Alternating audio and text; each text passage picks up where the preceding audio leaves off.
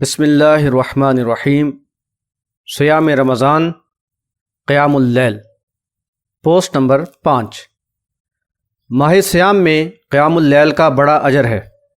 نبی صلی اللہ علیہ وسلم نے فرمایا، من قام رمضان ایمانا و احتسابا غفر له ما تقدم من ذنبہ۔ بحوالہ بخاری کتاب الایمان، باب تطوع قیام رمضان من الایمان۔ جو کھڑا ہوا رمضان میں ایمان اور ثواب کی نیت سے، اس کے پچھلے گناہ معاف کر دیے جاتے ہیں۔ قیام اللیل کے معنی رات کو کھڑا ہونا ہے۔ احادیث میں یہ اصطلاح رات میں نوافل ادا کرنے کے لیے استعمال کی گئی ہے۔ رات کی صلاح کی ادائیگی نہایت افضل عبادت ہے، اور احادیث سے معلوم ہوتا ہے کہ اس وقت فرشتے بھی حاضر ہوتے ہیں، اور رات کے آخر میں اللہ تعالیٰ آسمان دنیا پر تشریف لاتا ہے اور فرماتا ہے کہ ہے کوئی مجھ سے سوال کرنے والا کہ میں اسے عطا کروں، کوئی مجھ سے دعا کرنے والا ہے کہ میں اس کی دعا قبول کروں، ہے کوئی مجھ سے مغفرت چاہے اور میں اس کو بخش دوں۔ قرآن مجید میں سورۃ الفرقان آیت نمبر 64 اور 65 میں فرمایا گیا، اعوذ باللہ من الشیطان الرجیم والذین یبیتون لربہم سجدا وقیاما والذین یقولون ربنا اصرف عنا عذاب جہنم ان عذابها کان غراما۔ ان کی راتیں اپنے رب کے سامنے قیام و سجود میں گزرتی ہیں، اور وہ دعا کرتے ہیں کہ اے ہمارے رب، ہمیں عذاب جہنم سے بچا، بلا شبہ اس کا عذاب بڑا تکلیف دہ ہے۔ ابو داؤد باب تفریع ابواب الوتر، باب الحث علی قیام اللیل کے اندر نبی صلی اللہ علیہ وسلم نے فرمایا، اللہ رحم فرمائے اس آدمی پر جو رات کو اٹھے اور صلاح ادا کرے اور اپنی عورت کو بھی اٹھائے، اگر وہ نہ اٹھے تو اس کے منہ پر پانی کے چھینٹے مارے۔ اللہ رحم فرمائے اس عورت پر جو رات کو اٹھے اور صلاح ادا کرے اور اپنے شوہر کو اٹھائے، اور اگر وہ نہ اٹھے تو اس کے منہ پر پانی کے چھینٹے مارے۔ یہی عبادت جب ماہ سیام میں ہو تو اس کا اجر اور بھی بڑھ جاتا ہے، جیسا کہ حدیث میں بیان کیا گیا، جو مسلم اس ماہ میں قیام اللیل کے لیے ایمان اور ثواب کی نیت سے کھڑا ہوا تو اس کے سابقہ گناہ معاف کر دیے جاتے ہیں۔ گویا ماہ سیام میں یہ عمل ایک مسلم کے لیے ثواب کمانے اور سابقہ گناہ معاف کرانے کا ایک بہترین موقع ہے۔ ماہ سیام میں ہونے والے اس عمل کو لوگ تراویح کہتے ہیں، لیکن احادیث میں اسے قیام اللیل ہی کہا گیا ہے۔ زید بن ثابت رضی اللہ تعالی عنہ فرماتے ہیں، ان رسول اللہ صلی اللہ علیہ وسلم اتخذ حجرہ قال حسبت انہ قال من حصیر فی رمضان فصلى فيها لياليا فصلى بصلاته ناس من اصحابه فلما علم بهم جعل يقعد فخرج اليهم فقال قد عرفت الذي رأيت من صنيعكم فصلوا أيها الناس في بيوتكم فإن أفضل الصلاة صلاة المرء في بيته إلا المكتوبة۔ حوالہ بخاری کتاب الآذان، باب صلاة اللیل۔ رسول اللہ صلی اللہ علیہ وسلم نے رمضان میں ایک حجرہ بنایا تھا۔ سعید کہتے ہیں، مجھے خیال آتا ہے کہ زید بن ثابت رضی اللہ تعالی عنہ نے یہ کہا تھا کہ وہ چٹائی کا تھا، اور اس میں چند شب آپ نے صلاح ادا کی۔ اس کا علم آپ کے اصحاب کو ہو گیا، اس لیے انہوں نے آپ کی اقتداء میں صلاح ادا کی، مگر جب آپ کو ان کا علم ہوا تو بیٹھ رہے، پھر صبح کو ان کے پاس تشریف لائے اور فرمایا کہ میں نے تمہارا فعل دیکھا، اسے سمجھ لیا، یعنی تم کو عبادت کا شوق ہے، تو اے لوگو اپنے گھروں میں صلاح ادا کیا کرو، کیونکہ آدمی کی صلاح میں سب سے افضل وہ صلاح ہے جو وہ گھر میں ادا کرے سوائے فرض صلاح۔ ایک دوسری روایت میں جو عائشہ رضی اللہ تعالی عنہا سے مروی ہے، وہ کہتی ہیں، أن رسول الله صلى الله عليه وسلم صلى ذات ليلة في المسجد فصلى بصلاته الناس ثم صلى من القابلة فكثر الناس ثم اجتمعوا من الليلة الثالثة أو الرابعة فلم يخرج إليهم رسول الله صلى الله عليه وسلم فلما أصبح قال قد رأيت الذي صنعتم ولم يمنعني من الخروج إليكم إلا أني خشيت أن تفرض عليكم وذلك في رمضان۔ حوالہ بخاری کتاب التہجد، باب تحریض النبی صلی اللہ علیہ وسلم علی صلاۃ اللیل والنوافل من غیر ایجاب۔ عائشہ رضی اللہ تعالی عنہا کہتی ہیں کہ رسول اللہ صلی اللہ علیہ وسلم نے ایک رات مسجد میں صلاح ادا کی تو آپ کے ساتھ لوگوں نے بھی پڑھی، پھر دوسری رات میں آپ نے صلاح ادا کی تو لوگوں کی تعداد زیادہ ہو گئی، پھر تیسری یا چوتھی رات کو لوگ جمع ہوئے تو رسول اللہ صلی اللہ علیہ وسلم ان کے پاس نہیں آئے۔ جب صبح ہوئی تو آپ نے فرمایا کہ میں نے اس چیز کو دیکھا جو تم نے کیا اور مجھے باہر آنے سے کسی چیز نے نہیں روکا بجز اس خوف کے کہ کبھی تم پر فرض نہ ہو جائے۔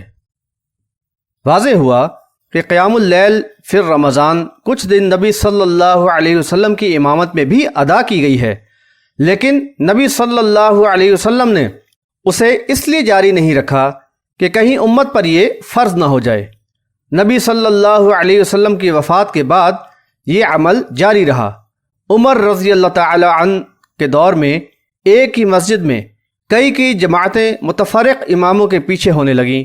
بخاری کتاب التراویح باب فضلی من قام رمضان کے اندر یہ حدیث آئی ہے، عن عبد الرحمن ابن عبد القاری انه قال خرجت مع عمر بن الخطاب رضی اللہ عنہ لیلة في رمضان إلى المسجد فإذا الناس أوزاع متفرقون يصلي الرجل لنفسه ويصلي الرجل فيصلي بصلاته الرهط فقال عمر إني أرى لو جمعت هؤلاء على قارئ واحد لكان أمثل ثم عزم فجمعهم على أبي بن قاب ثم خرجت معه ليلة أخرى والناس يصلون بصلاة قارئهم قال عمر نعم البدعة هذه والتي ينامون عنها أفضل من التي يقومون يريد آخر الليل وكان الناس يقومون أوله۔ عبد الرحمن بن عبد القاری سے منقول ہے، عبد الرحمن نے بیان کیا کہ میں عمر رضی اللہ تعالی عنہ کے ساتھ رمضان کی ایک رات مسجد کی طرف نکلا۔ وہاں لوگوں کو دیکھا کہ کوئی الگ صلاح ادا کر رہا ہے اور کہیں ایک شخص صلاح ادا کر رہا ہے تو اس کے ساتھ کچھ لوگ صلاح ادا کر رہے ہیں۔ عمر رضی اللہ تعالی عنہ نے فرمایا کہ میرا خیال ہے کہ ان سب کو ایک قاری پر متفق کروں تو زیادہ بہتر ہوگا۔ پھر اس کا عزم کر کے ان کو ابی بن کعب پر جمع کر دیا۔ پھر میں ان کے ساتھ دوسری رات میں نکلا، لوگ اپنے قاری کے ساتھ صلاح ادا کر رہے تھے۔ عمر رضی اللہ تعالی عنہ نے فرمایا کہ یہ ایک اچھی نئی بات ہے، اور رات کا وہ حصہ یعنی آخری رات جس میں لوگ سو جاتے ہیں اس سے بہتر ہے جس میں کھڑے ہو جاتے ہیں، اور لوگ ابتدائی حصہ میں کھڑے ہوتے تھے۔ واضح ہوا کہ یہ کام خود نبی صلی اللہ علیہ وسلم نے کچھ دن کیا اور بعد میں باقاعدہ صحابہ نے اس کا مکمل اہتمام کیا۔ روایات سے معلوم ہوتا ہے کہ صحابہ رضوان اللہ علیہم اجمعین طویل قیام کیا کرتے تھے۔ موطا امام مالک کتاب الصلاح باب قیام رمضان میں صائب بن یزید رحمۃ اللہ علیہ سے روایت ہے کہ عمر رضی اللہ تعالی عنہ نے ابی بن قعب رضی اللہ تعالی عنہ اور تمیم داری رضی اللہ تعالی عنہ کو 11 رکعتیں پڑھانے کو کہا۔ امام ایک رکعت میں 100 آیتیں پڑھتا، یہاں تک کہ ہم لکڑی پر سہارا لگاتے اور ہم فجر کے قریب ہی فارغ ہوتے تھے۔ موطا امام مالک کتاب الصلاح باب قیام رمضان میں عبد الرحمن بن حرمز اعرج کہتے ہیں رمضان میں قاری سورۃ البقرہ 8 رکعات میں مکمل کرتا تھا، اور جب 12 رکعات میں مکمل کرتا تو لوگ سمجھتے کہ تخفیف ہو گئی ہے۔ چنانچہ ہمیں بھی اس بات کو اپنانا چاہیے اور قیام اللیل میں طویل قرات کرنا چاہیے۔ روزانہ کم از کم 1 یا 1.5 سپارہ پڑھنا چاہیے۔ تعداد رکعات فی القیام اللیل۔ قیام اللیل فی رمضان نفل ہے اور نوافل کی تعداد مقرر کرنا صحیح نہیں، جبکہ نبی صلی اللہ علیہ وسلم نے اس کا تعین نہ فرمایا ہو۔ اپنی سہولت، رغبت و شوق کے مطابق جتنے چاہیں نوافل ادا کیے جائیں۔ یاد رکھیں تراویح بھی قیام اللیل ہی ہے، اس لیے اس کی رکعتیں بھی قیام اللیل کے مطابق ادا کریں، اور ان کی تعداد مختلف روایات میں مختلف آئی ہے۔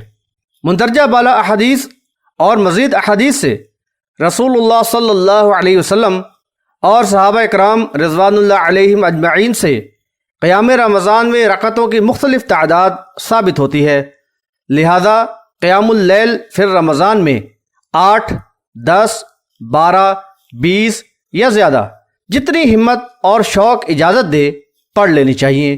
مسجد میں با جماعت قیام کرنے کے بعد رات کو گھر میں انفرادی قیام اللیل کا موقع بھی ضائع نہ کریں کہ یہ افضل ہے۔